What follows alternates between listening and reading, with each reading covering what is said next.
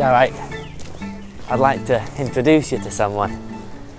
This is John, King of England and universally disliked bloke.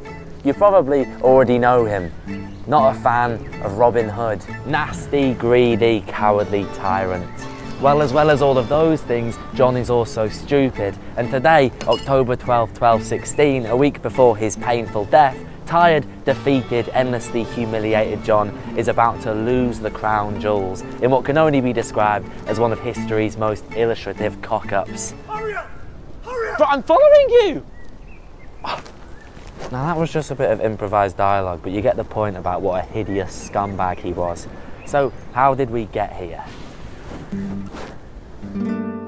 Well, John was following in the footsteps of his older brother, the venerated, courageous sweetie pie, Richard the Lionheart. And wanting to earn an equally generous epithet for himself, John thought, hey, might as well follow Richard's lead and spend my life constantly fighting the French. You see, for around 60 years, half of France belonged to the English monarch, something known as the Angevin Empire. But it was constantly contested, lots of back and forth, sort of like a big game of Risk, except loads of people actually died. Once Richard the Lionheart croaked and John's reign began, the King of France, cheeky old Philip II, was in cahoots with John's 12-year-old nephew, Arthur. Philip wanted to replace John as king with a child, which would make keeping France French a whole lot easier. So Uncle John, angry, frightened and thoroughly tapped, captured Arthur and murdered him, whilst drunk and possessed by the devil, securing his rightful position on the throne. This was the first in a long line of nasty and idiotic decisions John would so impulsively make. Arthur's murder demoralised John's forces, who weren't overly keen on fighting on the nephew killer's side. So desertions increased, John's whackness as a military leader became obvious, and Philip took pretty much all of France, literally ending an empire. Poor old John eventually headed home to England with his tail between his legs, having had one of the worst starts to a reign known to history. And it was all downhill from there. Not content with that disaster, John then inexplicably decided to start some beef with the Pope. After John's old buddy wasn't voted in as Archbishop of Canterbury, he threw such an enormous hissy fit, he ended up getting excommunicated from the Catholic Church, giving people yet another reason to hate him. Then he decides he wants that French land back, so he starts taxing like a lunatic, hello Robin Hood plotline, to fund more continental wars. The wars themselves are a series of pathetic defeats that earn him the hilarious nickname Johnny Softsword, and cost enough to irritate England's powerful barons into full-blown civil war. The barons take London and force John to sign the Magna Carta, a constitution that permanently reduces the power of English royalty, and is a big fat slap in the face to John, who promptly decides to ignore it. Now overflowing with hatred, the barons actually ask King Philip of France for help and invite his son Prince Louis to literally invade England, just because they dislike John so much. They then name Prince Louis of France King of England, in what is pretty much the highest act of monarch hating besides actual decapitation. This forces Mr. Softsword into a dreadful war against barons and French alike that eventually sees him running away across an estuary called the Wash with a particularly ill-fated baggage train. 1 week later, he'd die of dysentery. What? I said 1 week later you'd buy a monastery, mate. 1 week later, he would literally poo himself out of existence, a fitting end for a man that approximated fecal matter in every decision he made. But King John was to suffer one last humiliation before his timely death. So at this point, John is wading through the Wash with a baggage train, lots of wagons and horses, which are just off screen here for reasons unrelated to budget. But at some point the tide rose and things went pretty horrifically south. Though John just about escaped with a week's worth of life, he lost a lot of his remaining possessions, including his royal hoard of treasure, the crown jewels. We're not exactly sure what these crown jewels consisted of, presumably gemstones, ornaments, and yes, a crown or two, all floating about in the muck and sinking to unknown depths. And the mystery lingers on, with historians and metal detectorists asking the pertinent question, where's that missing treasure? Even today, a few enthusiastic gem hunters spend their time sifting through the slop, trying to pull out something old and expensive. We'll probably never know what or where John's treasure is.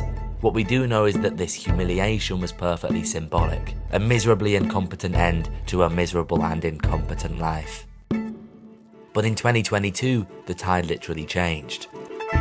You see, astronomer Donald Olson from Texas State University discovered something very surprising. The wash was a pretty well-known and accessible route in the medieval era, so Olson wanted to know just how King John fumbled it so monumentally. Using astronomical software, Olson calculated that on that fateful day of John's crossing, the moon was unusually close to Earth and in alignment with the sun, a mad combination of bad planetary vibrations that would have caused sudden and devastating tidal waves. Had John crossed the day before, or after, or pretty much any other time, he wouldn't have found himself in that hilariously bad and wet situation. Suddenly, John's symbolic moment of catastrophe seemed less of a blunder and more obscenely bad celestial luck. What if the man who lost multiple wars, an empire, the crown jewels, his continents, and ultimately his life, wasn't so much of a bad king as an unfortunate one?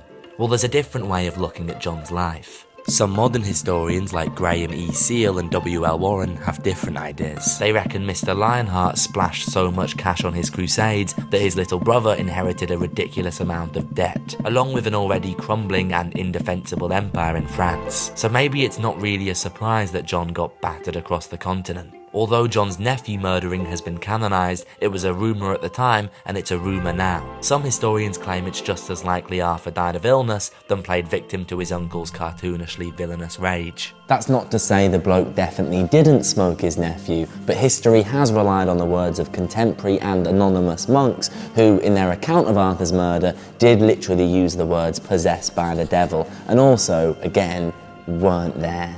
John's beef with Pope Innocent III makes a lot more sense when you consider just how uninnocent that dude was. Not only was he rigging the archbishop vote by pressuring English bishops, his preferred candidate was a guy who lived in Paris and was pretty cozy with mean old Philip. Seemingly everyone was rooting against the new king from the start. So John's hissy fit was perhaps less of a tantrum and more provoked resistance to religious authority. And during Henry VIII's reign and subsequent Pope fallout, Tudor historians actually revised the image of King John completely, painting him as an anti-church renegade sticking it to the man. And whilst England's barons definitely did hate him, it wasn't the wars and taxes alone that riled them up. Back in those days, it was seen as fair game for a king to have a grotesque amount of mistresses, just so long as they were of the common class. But our John had a taste for noble women, so he was cuckolding not normal poor people, but the same powerful barons he'd soon be fighting a war against. The signing of the Magna Carta might have been a bit of a humiliation for John, but hey, it was also Europe's first written constitution, and served as a blueprint for Western democracy and even the American Declaration of Independence. So maybe let's not knock him for that. And as for Mr. Softsword's military abilities, he was actually beating the barons pretty easily by the time Prince Louis hopped over the channel. In fact, he'd smacked them around the country until they only held London, and he could have comfortably fought off Louis in a naval battle until water, John's eternal enemy, got involved. A huge storm devastating his royal fleet and leaving him running away over the Wash.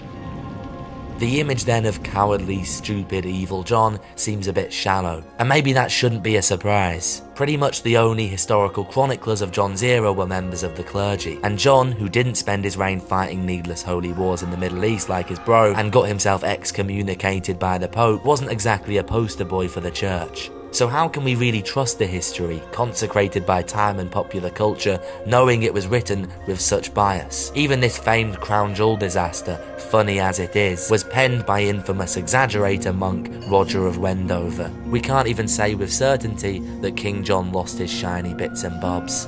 Some people synonymise revisionist history with wokeism, as if historians are going about giving everyone pink hair and making them bisexual. But the truth is, it's historians' jobs to constantly revise. Unless we're going to take our boy Roger and a few other chroniclers who literally wrote in rhyme to be the complete authority on King John's character, it's probably worth humouring a second opinion. And it's not like modern history is concrete either. About 800 years from now, a man called George W. Bush is going to invade Iraq, and people will have a lot of contradictory ideas about the motivations behind that. George who? Oh, he's American. He's what? Don't worry about him. So let's imagine John, tears in his eyes, pacing about, looking for the fortune he may or may not have just lost. Now, I'm not asking you to sympathise with a long dead dude who was born via bloodline into probably the most privileged position available at the time and believed he had a divine right to rule over peasants like you and I. But it is worth remembering that the past isn't set in stone. After all, they say history is written by the victors, so maybe it's good to look at the losers in a different light. King John, don't take my money. Don't send your taxman to my door. Send him to the river, send him to the shore. Arm him with a shovel, let him take the ore. He can dig for centuries, maybe even more. It's not easy being king, but that's not our fault. It's not easy being king, but that's not our fault.